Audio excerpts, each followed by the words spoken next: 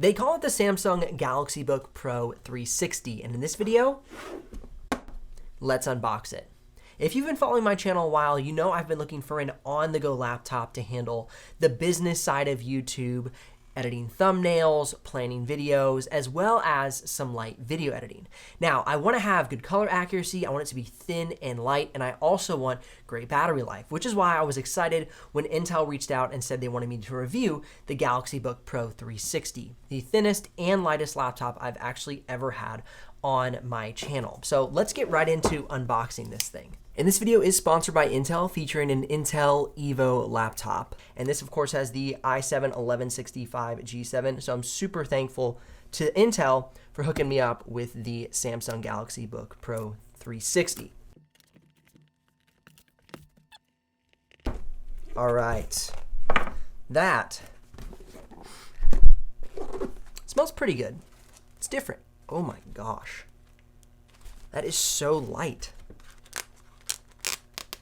Got some nice sustainable recycled packaging, as I can see here. And there is the laptop. My goodness, that is a small package. That's fantastic. Okay, so we have our charger cord. We have our charger dock, which this is like an iPhone charger. That is fantastic. And then, of course, we have the pen. This is a 2-in-1 laptop.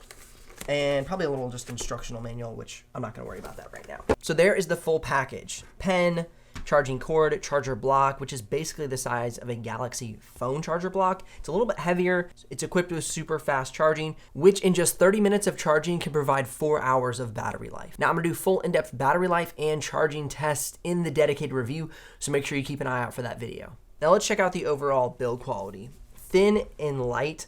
I love the rounded edges. There's no sharp edges on the laptop.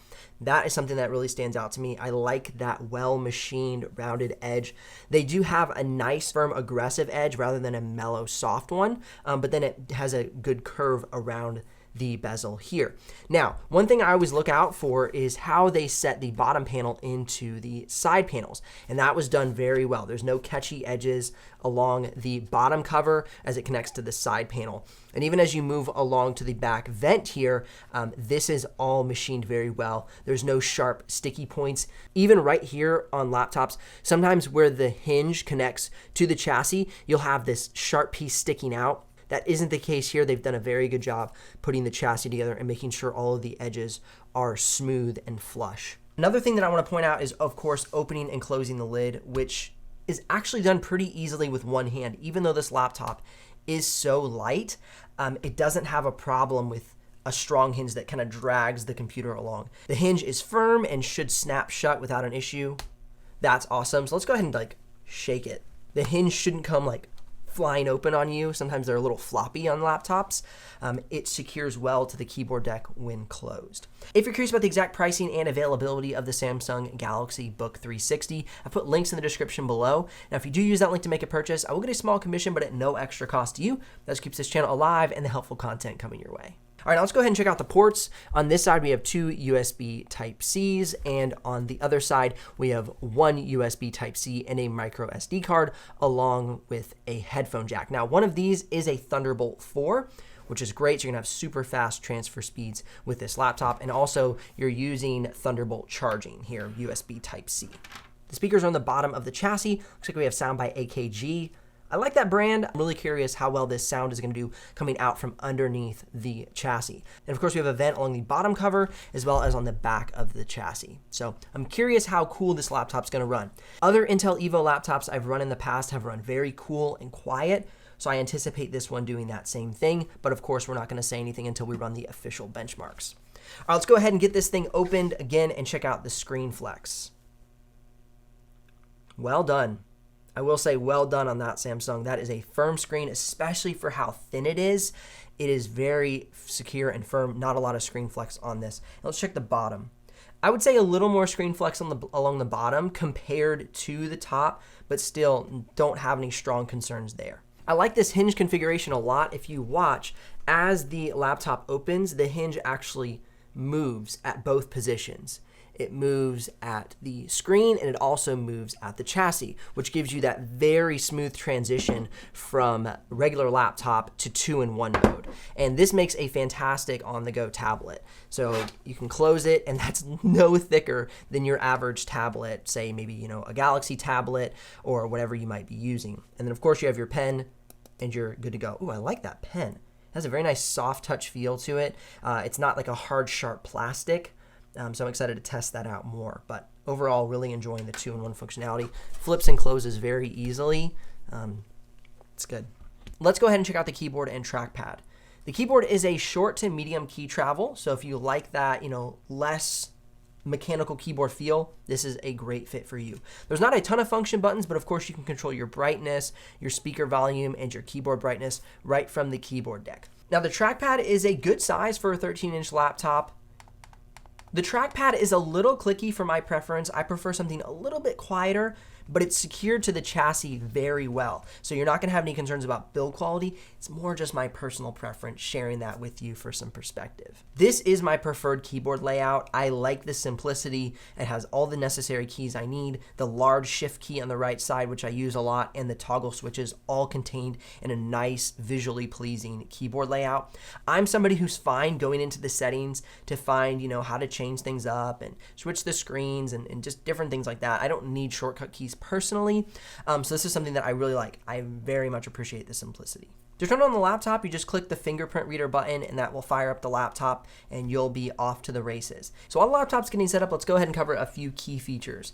This is a 13.3-inch Super AMOLED screen. You can activate this laptop with Quick Share to quickly send and receive files from your mobile device using the Quick Share app. This has a combination of 5 and 6000 series aluminum, so it makes it an all aluminum laptop. Now, being that this is an OLED screen, we should see a very high color gamut range. And during my full review, I will reveal the test results of that.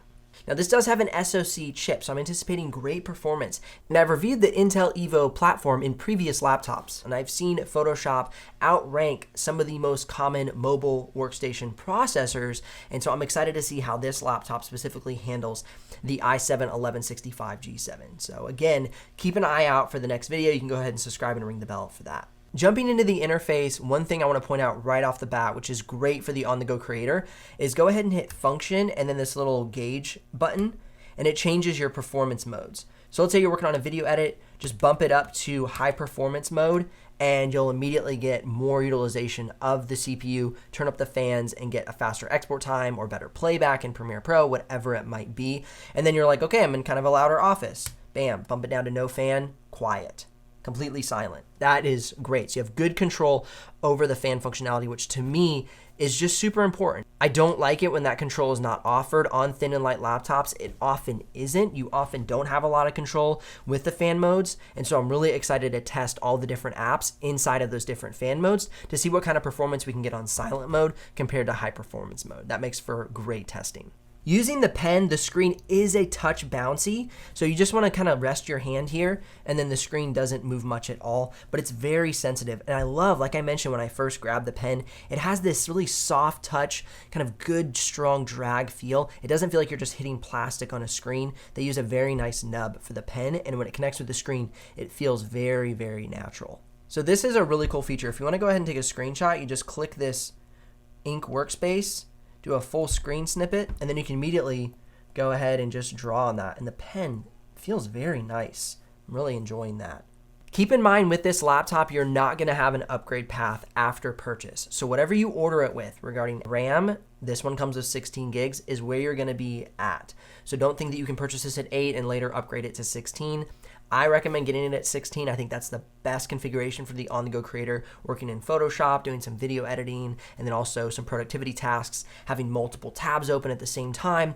That 16 gigs of RAM gives you a great ceiling so you don't bottleneck your computer. So I think 16 gigs is a great spot. Obviously, if budget doesn't allow, the 8 gigs will still do fine, but I think 16 is a great option to order this laptop for. Once again, I want to thank Intel for sponsoring this video. Links if you're ready to make a purchase, likes if this video has brought you some value, and subs if you want to miss out on the full review when it's uploaded. I'll see you here in the next one.